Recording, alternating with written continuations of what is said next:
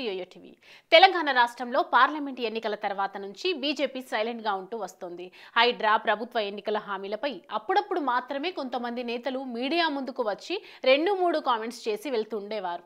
దీంతో పార్టీలో అంతర్గత పోరు పెరిగిందంటూ ఆరోపణలు వినిపించాయి.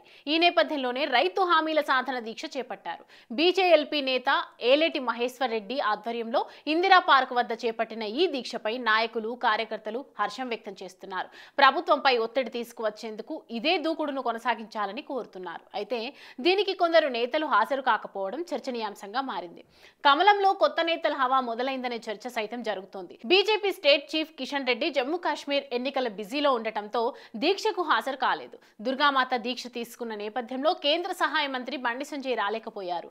ఇతర రాష్ట్రాల పర్యటనలో ఉండటంతో ఎమ్మెల్యేలు రాజా సింగ్, పాయల్ శంకర్ దీక్షలో పాల్గొనలేదని తెలిసింది. కేంద్ర మంత్రి ప్రహ్లాద్ జోషి పర్యటన నేపథ్యంలో ఎమ్మెల్యే కాటిపల్లి వెంకటరమణారెడ్డి గైర్హాజరైనట్లు సమాచారం. రైతు హామీల సాధన దీక్షతో బీజేపీ శ్రేణులు యాక్టివ్ మోడ్లోకి వచ్చినట్లయింది. దీక్ష పార్టీకి ప్లస్ అయిందనే చర్చ జరుగుతున్నది. సభ్యత్వ నమోదు టార్గెట్ రాష్ట్ర నాయకత్వం చేరుకోకపోవడంతో పార్టీ జాతీయ అధ్యక్షుడు జేపీ నడ్డా స్వయంగా రంగంలోకి దిగాల్సి వచ్చింది. ఇన్ని రోజులు పార్టీ స్తబ్దుగా ఉండటంతో సభ్యత్వం తీసుకునేందుకు కూడా ఎవరూ ఆసక్తి కనబరచలేదు. అయితే ఈ దీక్షతో స్వచ్ఛందంగా సభ్యత్వ నమోదుకు వచ్చే అవకాశం ఉందని నాయకులు చర్చించుకుంటున్నారు. నాయకులకు కూడా ఏం చెప్పి కొత్త వారితో సభ్యత్వాలను చేయించాలనే ప్రశ్నలకు ఈ దీక్ష జవాబుగా మారిందని నాయకులు చెప్పుకుంటున్నారు.